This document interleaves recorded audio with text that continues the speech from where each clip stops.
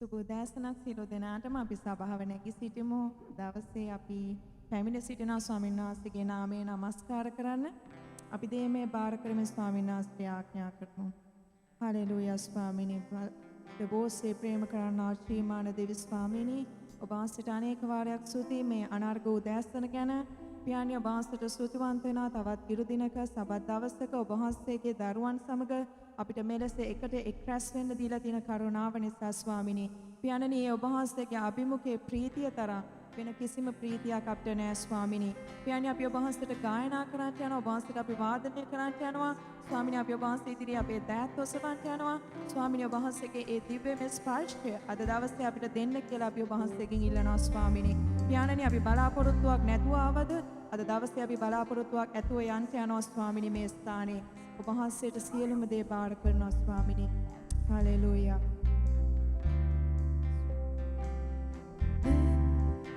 ඔබ තව රැකුදෝ Summer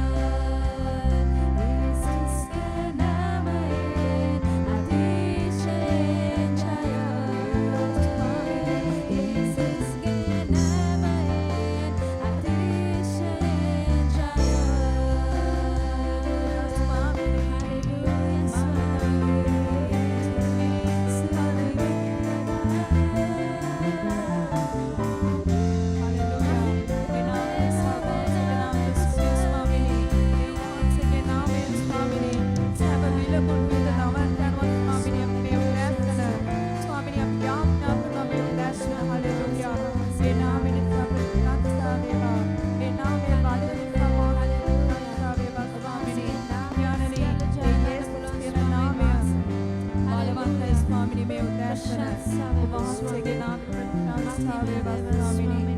hallelujah. ඒ ඔබ වහන්සේගේ නාමය බලවන්තයි ස්වාමිනී මේ උදෑසන. ඒ යේසුස් කියන නාමයට කළ නොහැකි දෙයක් නෑ ස්වාමිනී අප මැද්දේ. හලෙලූයා. අපි ඒ නාමය අදහන් යනවා අපි නාමය විශ්වාස කරනවා ස්වාමිනී. මේ උදෑසන ඒ යේසුස් කියන නාමය අපේ රෝග සුව කරන්න ස්වාමිනී. අපේ බැඳුම් කඩන්න යනවා ස්වාමිනී. හලෙලූයා. ඒ ඔබ වහන්සේගේ නාමයට ප්‍රශංසා වේවා ස්වාමිනී. ඔබ වහන්සේ අප අතරේ වැඩ සිටිනා වූ දෙවියන් වහන්සේයි පියාණනි. හලෙලූයා. මේ උදෑසන ඒ සියලු මහිමය සියලු ගෞරවය ඔබ වහන්සේටම පමණයි ස්වාමිනී. හලෙලූයා. ඔබ වහන්සේටයි හලෙලූයා ප්‍රශංසා වේවා ස්වාමිනී. මහිම වේවා. හලෙලූයා. ස්තුතියි ස්වාමිනී.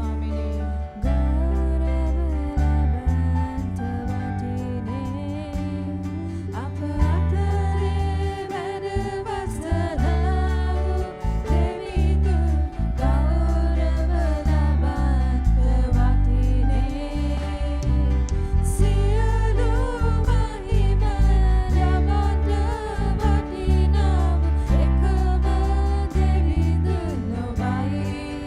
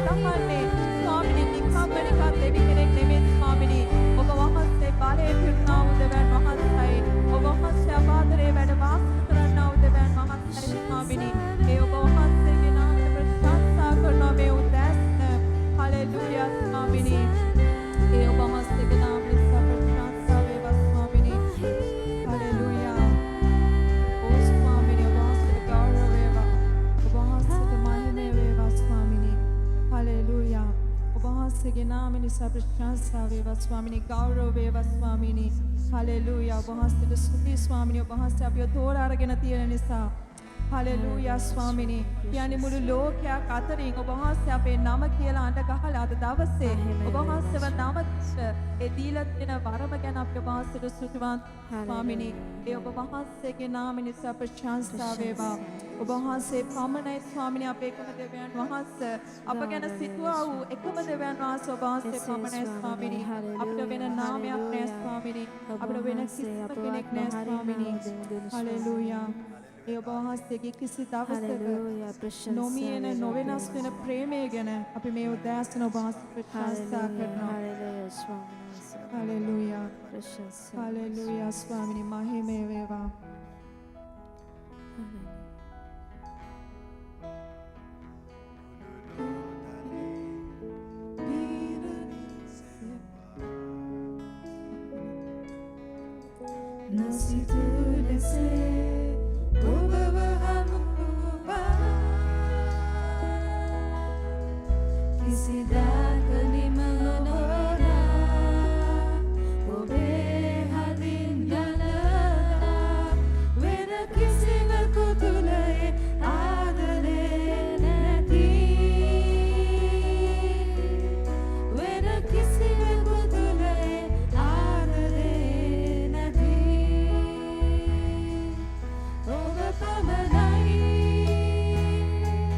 Mata adare khale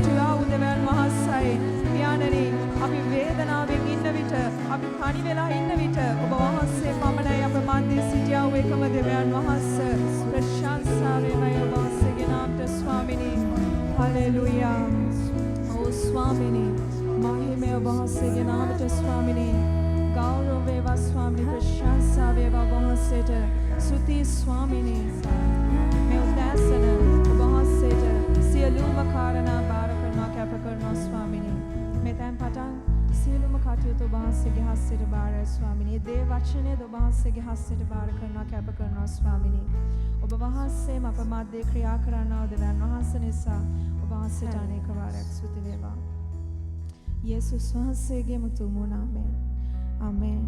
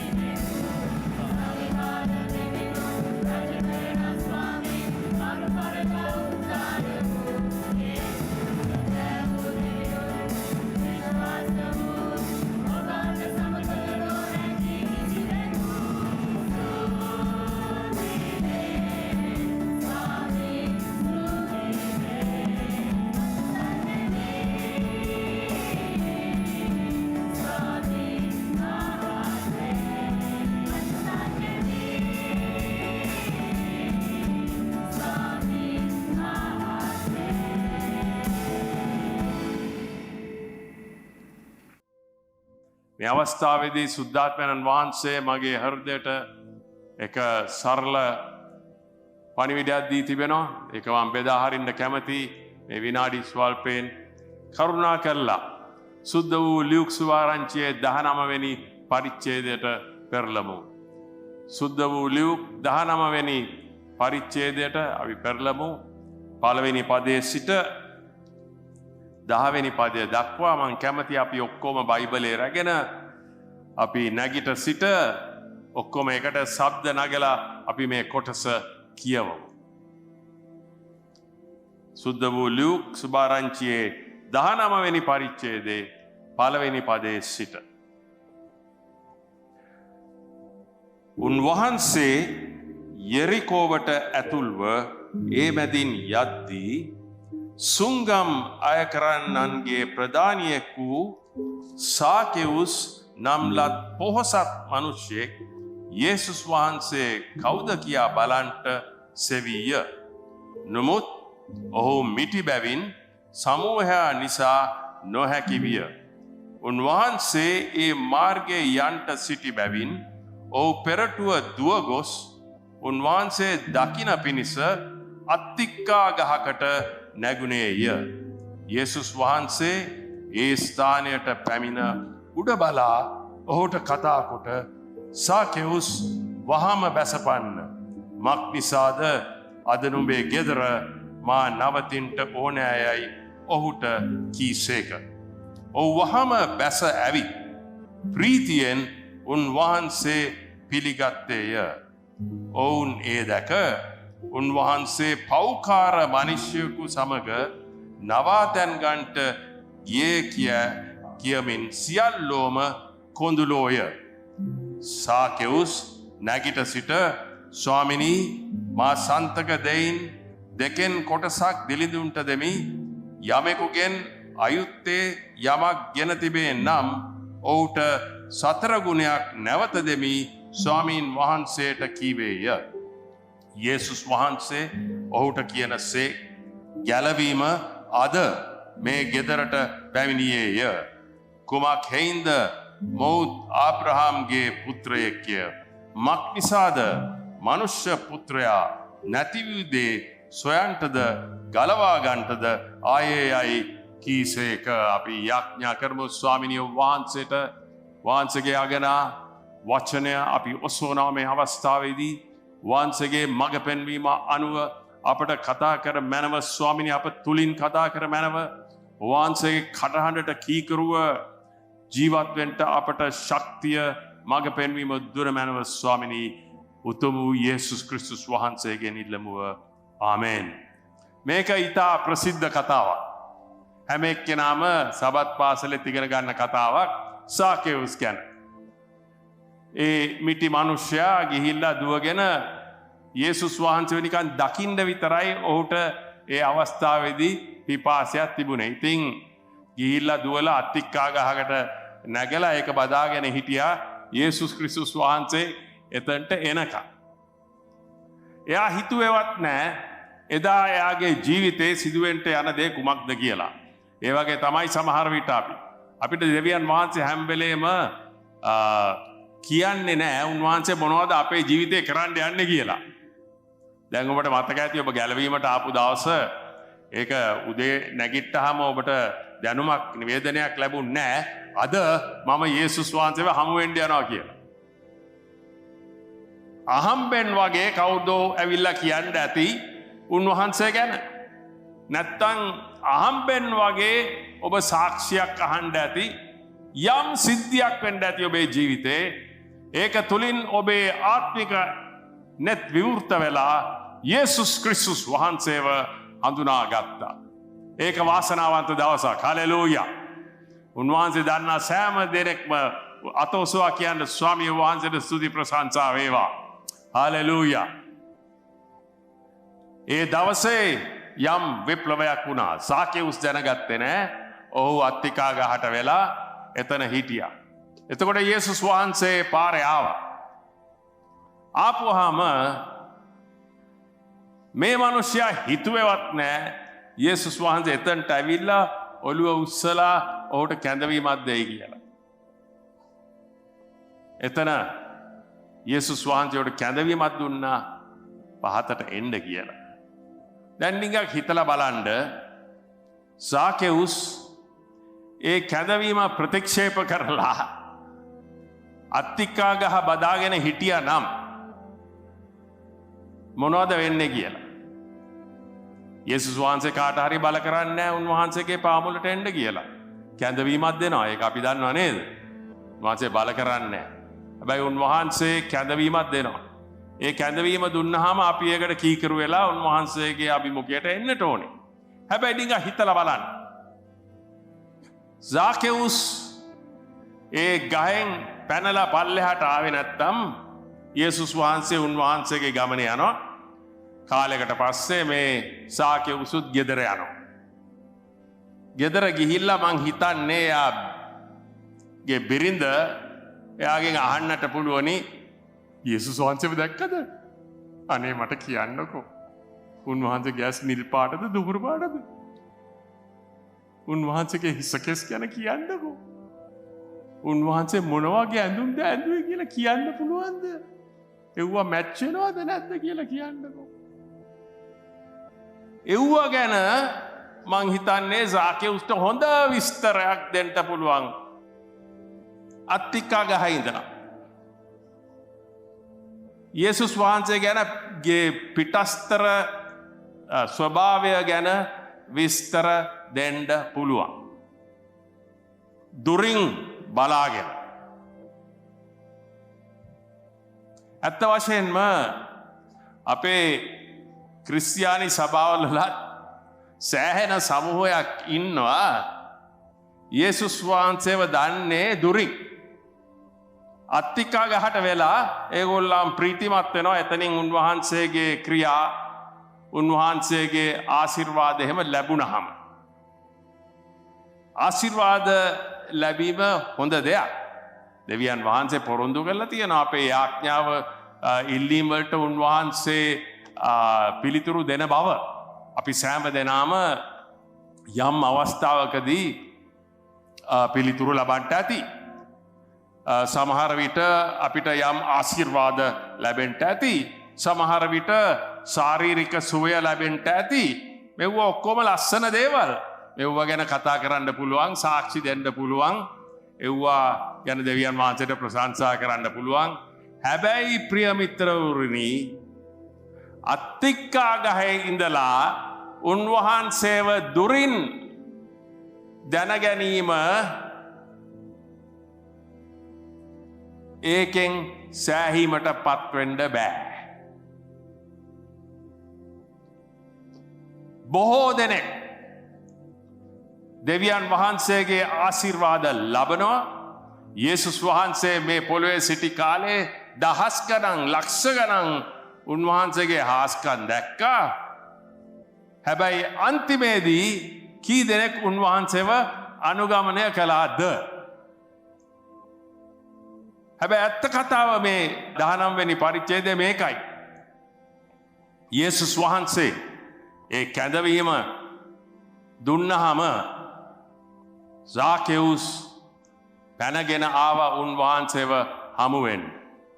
දැන් එහෙම ආවේ නැත්තම් ගෙදර ගියාම වෙන කතාවක් කියන්න උනේ. එයාගේ බිරිඳ ඇහුවනම් උන්වහන්සේ හමු වුණාද? උන්වහන්සේට කතා කෙරුවද?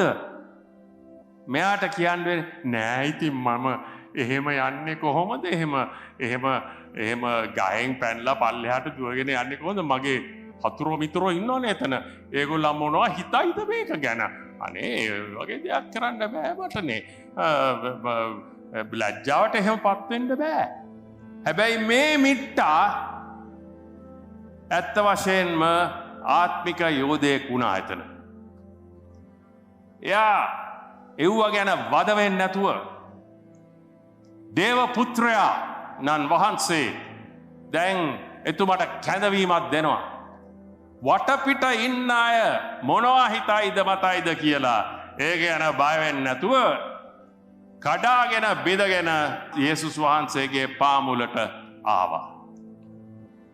ඉතින් යේසුස් වහන්සේට කිව්ව දේ පුදුමයි. උන්වහන්සේ කිව්වා මම අද ඔබේ නිවසේ පදිංචි වෙන්න කැමති. නිකන් හිතලා බලන්න කොච්චර ලොකු ගෞරවයක්ද කියලා ඒක. අනේ අපට ඒක භුක්ති විඳින්න පුළුවන් නම් දැන් නේද? උන්වහන්සේ කිව්වා ඔබේ නිවසේ ඇවිල්ලා මම පදිංචි වෙන්න කැමති. ඉතින් එදා යේසුස් වහන්සේ ගියා. සාකෙවුස් ප්‍රීතියෙන් යේසුස් වහන්සේව පිළිගත්තා. හැබැයි මං හිතන්නේ නෑ යා හීනෙන්වත් දැනගත්තා කියලා. යේසුස් වහන්සේ යාගේ ජීවිතේ කරන්න යන දේවල් මොනවද කියලා. ඔහුගේ ජීවිතයේ වෙන්ට යන විප්ලවය මොකක්ද කියලා. දැන් අපි මේ කොටස කියවුවහම අපිට පේනවා මේ විස්තරේ දීලා නැහැ. යේසුස් වහන්සේ සහ සාකෙවුස් අතර තිබුණ සාකච්ඡාව මොකක්ද කියලා. ඒක ලොකු රහසක්. වචනයක්වත් මේ කර්තෘවරයා සුද්ධවලියු කියලා නෑ අපට. යේසුස් වහන්සේ මොනවද කිව්වේ? සාකෙවුස් මොනවද දුන්න පිළිතුර? මොකද්ද වුනේ කියලා කිසිම දෙයක් කියලා නෑ. ඒක හිස්සතන. හැබැයි අපට හොඳට දැනගන්න පුළුවනි යේසුස් වහන්සේ මොනවද කිව්වේ කියලා. මොකෝ මුළු සුභාරංචිවල යේසුස් වහන්සේගේ දේශනාවලින් අපට දැනගන්න පුළුවන්. ඒ වගේම ඒ කාලේ නිම වුණාම සාකෙවුස්ගේ ජීවිතයේ ඇතිවුණු ප්‍රතිඵලය තුලින් අපට පේනවා යේසුස් වහන්සේ මොනවද මේ මිනිසයාට කිව්වේ කියලා. දැන් සාකෙවුස් අත්තිකා ගහෙන් බැහැලා ඊට වඩා ගැඹුරු තැනකට ඇවිල්ලා තියෙන්නේ. ප්‍රිය මිත්‍රවරුනි, දාස් ගණන් ඉන්නවා මේ ලෝකේ සභාවල් වල. ඒගොල්ලන් දෙවියන් වහන්සේගේ ආශිර්වාද භුක්ති විඳිනවා. එලිදරව් වචන ලබනවා. රෝග වලින් සුව වෙනවා. යාඥා ඉල්ලීම් වලට පිළිතුරු ලැබෙනවා. ඒක ආශිර්වාද ලද්දයක්. හැබැයි ඒක නෙමෙයි ගැලවීම කියන්නේ. රැවටෙන්න එපා. ඔබේ ජීවිතේ යම් හාස්කමක් දැකලා නම්, උන්වහන්සේගේ ආශිර්වාදය ලැබලා නම්, යාඥා ඉල්ලීම් වලට පිළිතුරක් ලැබිලා නම් ඒක ලොකු දෙයක්. අපිත් දිනපතා යාඥා කරනවා එක එක දේවල් ගැන. හැබැයි ඒව ලැබුණාම අපට වැරදි මතයකට එන්න පුළුවනි. වැරදි මතය මෙයයි. අපට හිතන්න පුළුවනි මේ ආශිර්වාදය මට ලැබෙන්නේ මම යහපත් මිනිසෙක් හෝ පුද්ගලෙක් නිසා තමයි කියලා. ඒක සම්පූර්ණයෙන්ම වැරදි මතයක්. බයිබලයේ අනුව බයිබලයේ කියා තිබෙන්නේ දෙවියන් වහන්සේ සෑම මිනිසෙක් නපුරු අයට, ධර්මිෂ්ඨ අයට සෑම දෙනාටම උන්වහන්සේගේ ආශිර්වාද, උන්වහන්සේගේ පිළිතුරු, උන්වහන්සේගේ ආශ්චර්යමත් ක්‍රියා උන්වහන්සේ කරන බව. උන්වහන්සේ එහෙම කරන්නේ මේගොල්ලන්ගේ හිතේ වැරදි අදහස් තහවුරු කිරීම පිණිස නෙමෙයි. උන්වහන්සේ එහෙම කරන්නේ මේගොල්ලන් ඒක තුලින් හැරිලා යේසුස් ක්‍රිස්තුස් වහන්සේ නියම විදිහට හඳුනා ගැනීමට ඒක පෙරවදනක් වගේ. ඉතින් අත්තික්කා ගහේ ඉන්න එක අර පොතක් හෝ ග්‍රන්ථයක් කියවන්න ඉස්සෙල්ලා එතන පෙරවදනක් තියෙනවනේ. ඒ පෙරවදනය කියවලා අපිට කියන්න බෑනේ අපි පොත කියවුවා කියලා.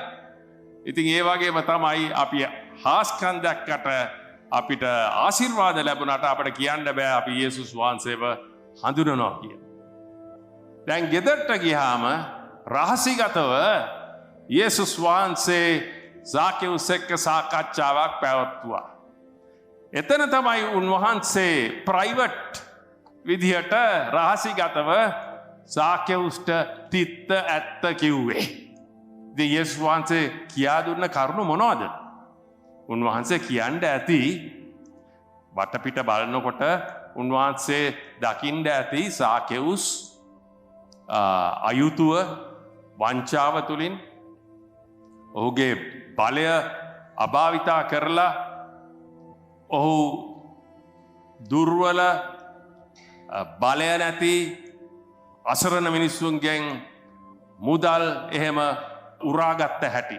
මොකෝ සාකෙවුස්ගේ රැකියාව වෘත්තිය හැටියට ඔහු වැඩ කෙරුවේ රෝමානු අධිරාජ්‍යයට. ඉතින් රෝමානු අධිරාජ්‍යය කිව්වා මෙන්න මෙච්චර ගාණක් අපට ඕනේ ආදායම් බදු හැටියට. හැබැයි සාකෙවුස්ට අවසර තිබුණා ගිහිල්ලා ඒ අසරණ මිනිසුන්ගේ ඕන තරමක් ගන්න පුළුවන් නම් රෝමානු අධිරාජ්‍යයට ඒ ගාන දීලා අනිත් ටික කොහටද යන්නේ? සාක්කුවට තමුන්ගේ. සැකියස් කියන්නේ සාක්කුවට සල්ලි දාපු මිනිහෙක්. ඉතින් මෙව්ව ඔක්කොම යේසුස් වහන්සේ කියන්න ඇති සාකෙවුස්ට මෙව්වා දෙවියන් වහන්සේ අප්‍රසන්න කරන දේවල්. උන්වහන්සේගේ ව්‍යවස්ථාවට වහන්සේගේ නියෝගයට පටහැනිව ජීවත් වුණොත් එතකොට අපි දඩුවම ලබනවා පමණයි. මේ ලෝකේ සෑම සැපක්ම භුක්ති විඳින්න පුළුවනි. හැබැයි කවදා හරි අපි දෙවියන් වහන්සේව උත්තරීතර දෙවියන් වහන්සේව මුණ ගැසෙන්න තියෙනවා සෑම මිනිසෙකුටම. ඒක නිසා තමයි අපි කිතු බැතියන් හැටියට වැඩිය කලබල වෙන්නේ සමහර දේවල් ගැන. අපි පලිගණ්ඩ උත්සාහ කරන්නේ. මොකෝ අපි දන්නවා අවසානයේදී දෙවියන් වහන්සේගේ විනිශ්චය උන්වහන්සේ ඇවිල්ලා හරි ආකාරයෙන් ධර්මිෂ්ඨව යුක්තිය උන්වහන්සේ ක්‍රියා කරයි කියලා බයිබලයේ කියා තිබෙන අවසානයේ විනිශ්චය දවසක් එන බව අපි සෑම දෙනාටම බේරෙන්න බෑ. දේවල් යට ගහන්න බෑ. අපි සෑම දෙනාම උන්වහන්සේ ඉදිරියේ මුණ ගැසෙන්න ඕන. ඉතින් මෙතන යේසුස් ක්‍රිස්තුස් වහන්සේ ඒ තිත්ත ඇත්ත කිව්වා. දැන් අපිට සුභාරංචිය කියන්නේ කුමක්ද? සුභාරංචිය කියන්නේ අපි මිනිස්යන්ට කියා දෙන්න ඕනේ අපි ඔක්කොම දෙවියන් වහන්සේගෙන් වෙන් වෙලා ඉන්න බව. සමාජය ඉදිරියේ අපි යහපත් වුණාට ඒක හොඳ දෙයක්. හැබැයි දෙවියන් වහන්සේ ඉදිරියේ අපි ඔක්කොම උපතින්ම පව්කාරයෝ. අපි උන්වහන්සේගෙන් වෙන් වෙලා ඉන්නේ. සමහරව ඒක අහන්න කැමති නැහැ. ඒක කසාය බොනවා වගේ. හැබැයි යේසුස් වහන්සේ කෙලින්ම නිර්භීතව මේ බලධාරී මිනිසයාට සුභාරංචිය කුමක්ද කියලා පහදා දුන්නා. අපිට ඊට වඩා විස්තරයක් දීලා නැහැ.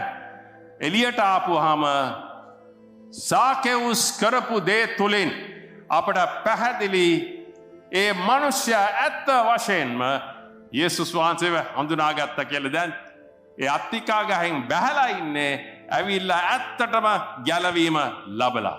ප්‍රිය මිත්‍රවරුනි, විශේෂයෙන්ම අපි අපේ උදවියට සුභාරංචිය ප්‍රකාශ කරනකොට අපි දකින්න කැමති ප්‍රධාන සලකුණ තමයි ඔවුන්ගේ ජීවිතයේ විප්ලවය.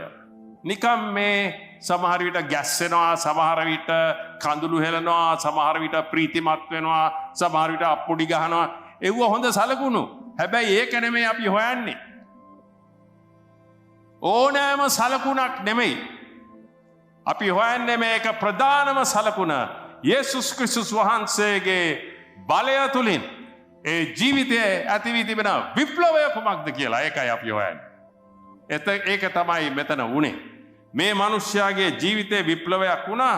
එතකොට එයා දැනගත්තා එයා සොරා කාපු මුදල්, එයා කරපු ආයුතු දේවල් දැන් හරි ගස්සන්න තියෙනවා. කොච්චර වේදනාව වුණත්, කොච්චර අහිමි වුණත් එයාගේ වස්තුවෙන් ඔව් තීරණයක් ගත්තා. එළියට ඇවිල්ලා කොච්චර ලැජ්ජාවටපත් වුණත් දැන් එයා පාපෝච්චාරණයක් කරනවා වගේ මුළු සමාජය, මුළු මහත් සමාජය ඉදිරියේදී ඔහුගේ වැරදි ජීවිත විලාසිතය.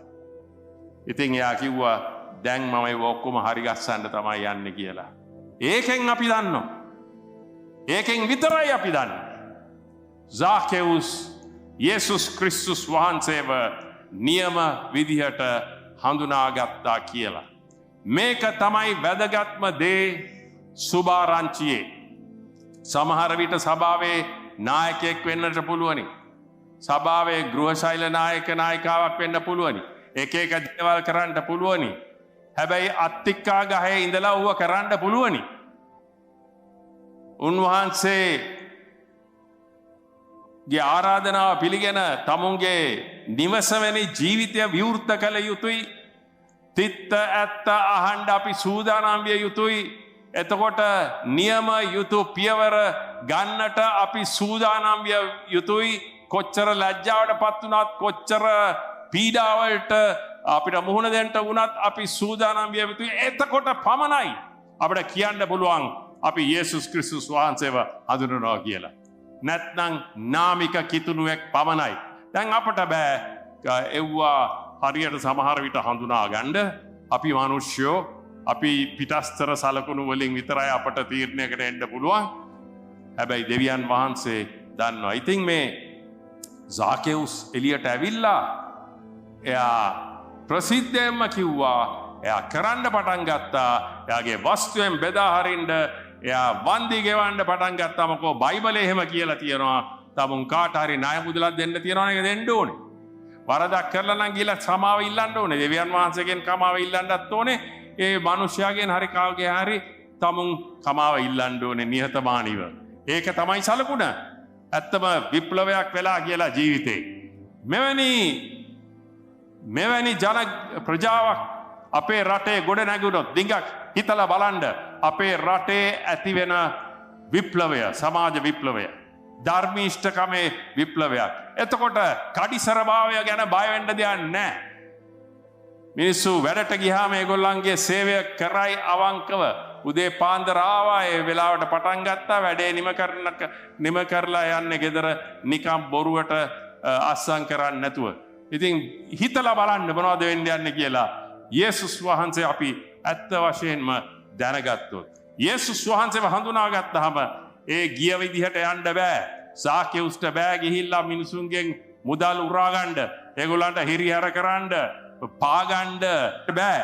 එහෙම හරි විදිහට තමුන් හැසිරෙන්න තියෙනවා. ඉතින් ඕක තමයි දෙවියන් වහන්සේ කරන විප්ලවය. අපේ අධිෂ්ඨාන ශක්තියෙන් අපිට කරන්න බැරිම දෙයක්. කවදාවත් බෑ. ඒක නිසා තමයි අපිට කියා තිබෙන්නේ ගැලවීම කියන දේ අපේ වෑයමින් නෙමෙයි, දෙවියන් වහන්සේම අපේ ජීවිතේ කරන දෙයක්. උන්වහන්සේ ඉටු කරන විප්ලවයක් ගැලවීම කියන්නේ ඒකයි. මේකයි කිතු දහම කියන්නේ. ක්‍රිස්තියානි ආගම කියන දේ වැරදි දෙයක්. ක්‍රිස්තියානි ආගම ඕනෑම කෙනෙකුට ඇතුල් වෙන්න පුළුවන් ක්‍රිස්තියානි ආගමට. හැබැයි යේසුස් වහන්සේ සමග සම්බන්ධතාවයක් තිබීම ඒක වෙනත් කතාවක්. නව ජීවනය ලබා ගැනීම වෙනත් කතාවක්. අලුත් මැවිල්ලක් වීම වෙනත් කතාවක්. ඒක දෙවියන් වහන්සේ කරන දෙයක්. සභාවල් වල හොඟ ක්‍රිස්තියානියා ඉන්නවා. හැබැයි සමහර අය අත්තික ගහේ තාමත් ඉන්නේ. සමහරු දෙවියන් වහන්සේට ප්‍රශංසා වේවා. ඔබලා වගේ ලස්සන අය යේසුස් වහන්සේව හමු වෙලා තමගේ ජීවිතේ විප්ලවයක් වෙලා ඔබ දන්නවා යේසුස් වහන්සේ ඔබේ ජීවිතේ මූලික ස්ථානය දරන බව. හලෙලූයා.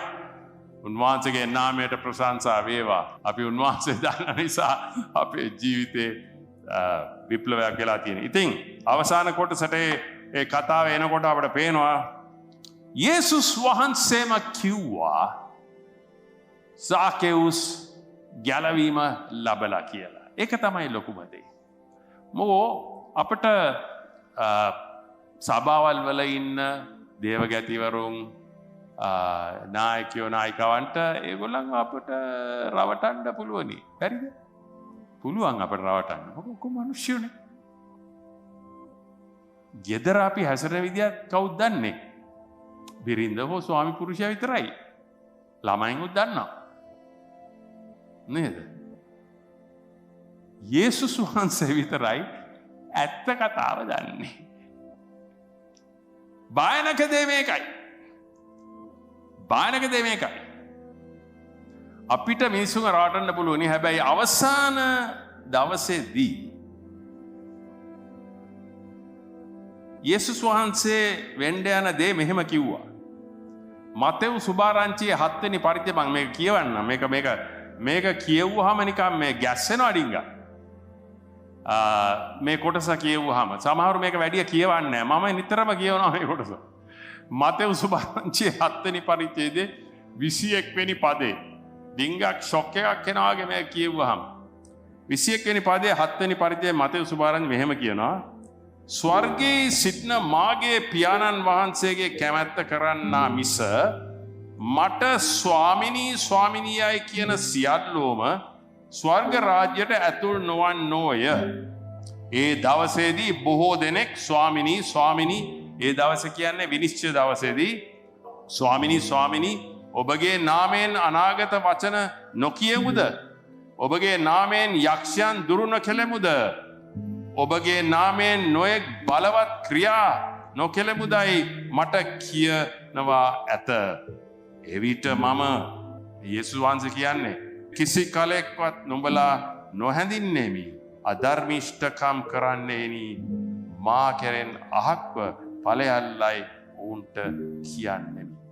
දැන් මේක හරි. මේක කියවම ගැස්සෙනව නේද ඩිංගා? මොකද මෙතන යේසුස් වහන්සේ ඒගොල්ලන්ගේ ප්‍රකාශනයට ඒක ප්‍රතික්ෂේප කරුවේ නැහැ. උන්වහන්සේ කිව්වේ නෑ ඕගොල්ලන් කිසි දෙයක් කරුවේ නෑනේ.